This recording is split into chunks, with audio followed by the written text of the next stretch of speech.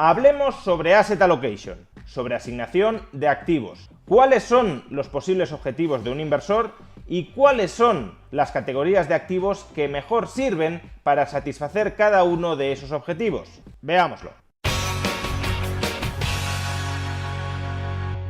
Hoy comenzamos una nueva serie de vídeos sobre finanzas personales e inversión de la mano de la plataforma Freedom24. A lo largo de los próximos meses, vídeo a vídeo, iremos comentando los distintos libros que componen una colección introductoria, pero con un contenido muy rico a las finanzas personales y a la inversión. Me estoy refiriendo a la serie editorial de Wiley, El Pequeño Libro, una colección de pequeños libros donde en cada uno de ellos se desarrolla con cierta exhaustividad un tema de finanzas personales e inversión. Y el primer libro que vamos a comenzar comentando dentro de esta serie es The Little Book That Saves Your Assets, de David Darst. David Darst es un experto en lo que en finanzas se llama Asset Allocation, asignación de activos. De hecho, tiene un libro bastante más extenso y muy recomendable titulado The Art of Asset Allocation. Y precisamente lo que hace en este pequeño libro que protege tus activos, The Little Book That Saves Your Assets, es un resumen de sus principales contribuciones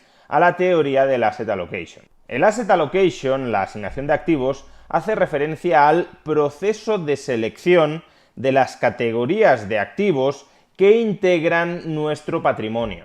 Cuando ahorramos, hemos de decidir en qué invertimos ese ahorro. Y al respecto existe una amplísima variedad de activos en los que potencialmente inmovilizar ese ahorro. Renta fija, renta variable, inmobiliario, commodities, metales preciosos, criptoactivos, fondos de gestión activa, fondos de gestión pasiva, arte, etc. ¿Y cómo decidir en cuál de todas estas categorías de activos vamos a invertir? O aunque queramos invertir en todas ellas o en muchas de ellas, ¿cómo determinar la proporción de cada una de estas categorías de activos en las que queremos inmovilizar nuestro patrimonio? Porque uno podría pensar, hay que invertir en aquello que proporcione una mayor rentabilidad con independencia de la categoría de activo de que se trate. Si en este momento la renta fija da más rentabilidad que la renta variable, pues de cabeza a la renta fija. Si en otro momento las criptomonedas dan más rentabilidad que la renta fija o que la renta variable, pues de cabeza a las criptomonedas. Pero esta es una idea equivocada porque el único objetivo, la única finalidad que tiene en mente, que busca un ahorrador, no es meramente maximizar su rentabilidad. Y una vez nos damos cuenta de que un inversor puede tener objetivos distintos a solamente maximizar la rentabilidad de su inversión, entonces hay que plantearse primero cuán importantes son esos otros objetivos para el inversor y segundo, qué categorías de activos son aquellas que mejor encajan, que más contribuyen a alcanzar esos otros objetivos que puede tener el inversor. Y en esto consiste esencialmente el Asset Allocation, en dilucidar cuáles son los objetivos específicos a corto, medio y largo plazo de un ahorrador y en seleccionar aquellas categorías de activos que mejor encajan con esos objetivos a corto, medio y largo plazo de un ahorrador. Y en este primer vídeo sobre este libro de David Darst vamos a comenzar exponiendo, por un lado, cuáles son los objetivos, los distintos objetivos que puede ambicionar, que puede buscar un determinado ahorrador. Y por otro lado, vamos a resumir brevemente las principales propiedades de las principales categorías de activos de inversión para comprobar cómo esas propiedades encajan o no encajan con cada uno de los objetivos que puede tener un ahorrador. De acuerdo con David Darst, hay 6 grandes objetivos que puede perseguir un ahorrador. El primer objetivo es protegerse frente a la inflación. El segundo objetivo, obtener un rendimiento, participar en el crecimiento económico empresarial. El tercer objetivo es protegerse frente a las recesiones y deflaciones de activos. El cuarto objetivo es lograr un flujo de caja más o menos regular sobre nuestro patrimonio. El quinto objetivo es minimizar la volatilidad del valor de nuestro patrimonio.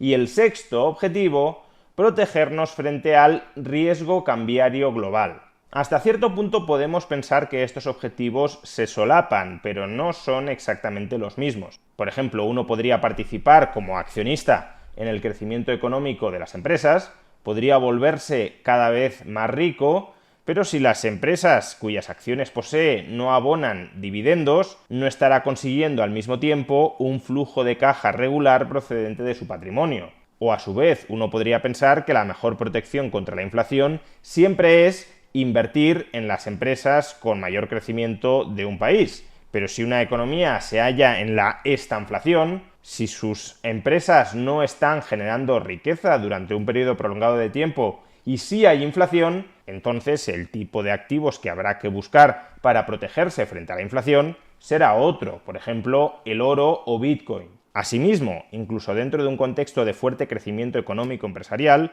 si uno quiere protegerse frente a la inflación, pero también minimizar la volatilidad de su patrimonio, entonces no debería invertir en acciones, sino buscar otro tipo de activos que le protejan frente a la inflación y que no estén tan expuestos a la volatilidad de sus valores de mercado. De ahí que si un ahorrador puede tener esos muy diversos objetivos, que además no pueden alcanzarse todos ellos a la vez, el proceso de selección de activos en los que ese ahorrador ha de invertir no puede ser tan sencillo como limitarse a decir invierte en aquello que tenga un mayor rendimiento. Hay que estudiar sus necesidades, qué busca ese inversor de su ahorro, y hay que estudiar también cuáles son las propiedades de las distintas categorías de activos que mejor encajan en las necesidades de ese ahorrador. Y David Darst en su libro estudia fundamentalmente las siguientes 11 categorías de activos, que ni siquiera son todas las que existen: efectivo, bonos, acciones, inmobiliario, materias primas, metales preciosos, private equity, futuros, hedge funds, valores indexados a la inflación y arte. En la mayoría de estas categorías de activos, por cierto, podéis invertir a través de la plataforma de la entidad que apadrina esta serie de vídeos, Freedom24. Desde el broker de Freedom24 podéis adquirir, por ejemplo, ETFs de renta variable, ETFs de renta fija, ETFs inmobiliarios, ETFs de metales preciosos, etc. Además, aquella liquidez que temporalmente no estéis invirtiendo y que tengáis dentro del broker de Freedom24 está siendo remunerada ahora mismo a un tipo de interés del 3,39% en euros y del 4,85% en dólares. Es más, si esa liquidez la quisierais inmovilizar a un plazo algo mayor, a un plazo de un año, la rentabilidad que ahora mismo está proporcionando este plan de ahorro a largo plazo de Freedom24 es de hasta el 5,59% en euros y de hasta el 8% en dólares. Si quieres obtener más información sobre Freedom24, sobre los muy distintos tipos de activos que puedes adquirir a través de su broker o sobre el tipo de interés que abona por su cuenta de ahorro, puedes obtenerla pinchando en el enlace que aparece en la caja de descripción de este vídeo o en el comentario destacado. Pues bien, ¿cuáles son las propiedades que, según David Darst, poseen cada una de estas 11 categorías de activos? Primero, la tesorería nos proporciona seguridad, liquidez y, acaso, una fuente de ingresos, si es, por ejemplo, tesorería en cuentas de ahorro remuneradas como aquellas de las que acabamos de hablar. En segundo lugar, la renta fija, los bonos, nos proporcionan ingresos, además ingresos más o menos predecibles. A su vez, los bonistas tienen prioridad en el cobro sobre los accionistas y hasta cierto punto también participan del crecimiento empresarial. Ni mucho menos tanto como los accionistas, pero los bonos de una empresa que vaya creciendo, en el sentido de que genere cada vez más valor, son bonos que se van volviendo más seguros. En tercer lugar, la renta variable, las acciones. Nos convertimos en propietarios, hay una conexión mucho más directa con la creación de valor y participamos directamente en las ganancias económicas derivadas del crecimiento a través de los beneficios que cosecha esa empresa de la que somos accionistas. En cuarto lugar, la inversión inmobiliaria es una inversión tangible que nos proporciona la propiedad del inmueble y que es susceptible tanto de incrementarse de valor, de que el precio de los inmuebles aumente, cuanto también de proporcionarnos un flujo de ingresos a través de su alquiler. En quinto lugar, las commodities. Se trata de un activo potencialmente muy volátil que precisamente por eso también nos puede ayudar a obtener altas rentabilidades. Si conseguimos invertir en commodities en el momento más bajo de su ciclo de precios, la revalorización puede ser a corto plazo y muy intensa. En sexto lugar, los metales preciosos, que protegen nuestro poder adquisitivo y además nos proporcionan un refugio frente a condiciones inciertas. En séptimo lugar, el private equity. A través del private equity conseguimos control sobre empresas que no están cotizadas y por tanto conseguimos una cierta capacidad para determinar el rumbo que van a seguir esas empresas. Y si ese rumbo es el correcto, participaremos incluso en mayor medida que en la renta variable, participaremos en mayor medida del crecimiento económico empresarial. En octavo lugar, los futuros, que pueden utilizarse tanto como instrumento de cobertura, para cubrirnos frente a incertidumbres futuras, cuanto como instrumento de especulación. Si creemos que el activo subyacente de ese contrato de futuros se va a revalorizar con el tiempo, pues entonces invertir en futuros es una buena forma de obtener rentabilidad por esa evolución al alza del subyacente. En noveno lugar, y de manera muy genérica y muy amplia, los hedge funds, que según David Darst pueden servir para obtener rentabilidad de la detección y corrección de las ineficiencias de los mercados financieros. Desde su punto de vista, lo que harían los hedge funds es arbitrar y corregir los errores detectados en el funcionamiento de los mercados financieros. Y si nosotros financiamos, si nosotros somos copartícipes de ese hedge fund, pues obtendremos las ganancias proporcionales a esa corrección de las ineficiencias de los mercados. En décimo lugar, los valores indexados a la inflación, que como su nombre indica nos sirven para protegernos de la inflación y por tanto para preservar nuestro poder adquisitivo. Y por último, el arte, que esto en realidad está más asociado con el prestigio, el ego personal, la autoafirmación intelectual y también potencialmente, claro, si hemos seleccionado bien el arte en el que invertir, posibles revalorizaciones futuras. Con lo cual, cruzando los objetivos que pueda ambicionar un inversor con las distintas propiedades que poseen las diferentes categorías de activos, podremos llegar a una conclusión inicial sobre qué tipos de activos son más adecuados para alcanzar determinados objetivos. Por ejemplo, para protegernos frente a la inflación, pues idealmente los valores indexados a la inflación y también los metales preciosos. Para obtener participación en el crecimiento económico empresarial, pues sobre todo la renta variable, el private equity, según la clase también los hedge funds y en menor medida los bonos. Incluso hasta cierto punto podríamos incluir a las materias primas